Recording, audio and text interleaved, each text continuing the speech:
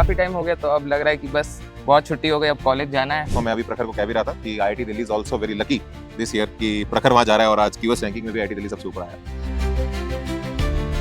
तो प्रखर यार, थोड़ा बच्चों को इस चैनल पे थोड़ा आप डिटेल में बताएं आपकी पूरी जर्नी के बारे में। आप कब वेदांतु के साथ जुड़े और कब से आप वेदांतु से एसोसिएट रहे और कैसी आपकी जर्नी रही, थोड़ा सा अगर आप जो भी रहा खुल के बताओ। वेदांतु में मैं पहली बार इनरोल हुआ था ओलंपियाड्स के लिए 11th क्लास में, RMO की तैयारी के लिए वेदांतु ओलंपियाड स्कूल से। फिर IOKM की प्रिपरेशन की, RMO की प्रिपरेशन की, इनमो क्वालिफाई नहीं हुआ। उसके बाद RMO क्वालिफाई करने की वजह से हम लोगों को सजेस्ट किया गया कि संकल्प बैच, संकल्प बैच ज्वाइन कर सकते हैं आप अप्रैल के टाइम। राइट।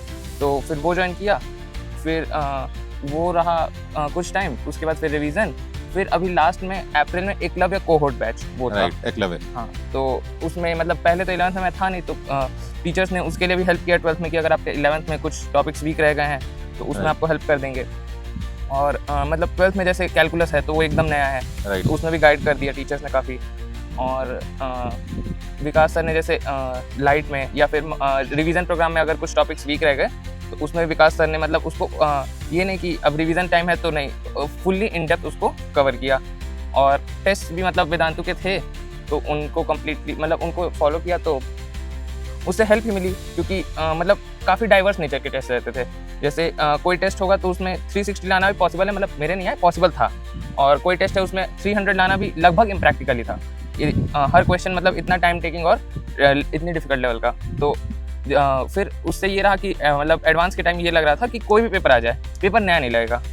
करेक्ट। तो इतना ज्यादा प्रैक्टिस कर लिया, इतनी सारी वैरायटी को एग्जॉस्ट कर लिया, तो उसके बाद ऐसा लगा कि इस कंटेंट को अगर कर लिया तो कुछ सरप्राइजिंग एलिमेंट एग्जाम के लिए इतना एडवांस के लिए बचा ही नहीं। तो ये जो कंटेंट है जिसकी हम बात कर रहे हैं, इसके अंदर हमारी दो चीजें आती हैं। एक है हमारे वेदांतु के तत्व, जहाँ पे हम बच्चों को बहुत ही बिल्कुल ग्रेडेड लेवल से basic exercise, then previous year means, then advance exercise, then previous advance with NCERT theory का पूरा एनरिच्ड कंटेंट बच्चों को प्रैक्टिस करवाते हैं। और उसके बाद फिर बच्चों का लेवल और अपग्रेड करने के लिए रैंक एक्सेलरेटर बुक्स जे एडवांस की जो रहती हैं, तो वो उसको दी जाती हैं, जिसको हम अपने एकलव्य के अंदर भी मॉड्यूल्स के अंदर बच्चों को करवाते हैं। तो ये इतना एनरिच्ड कंटेंट है प्रखर जो कहना चाह रहा है। प्रखर, एम आई राइट?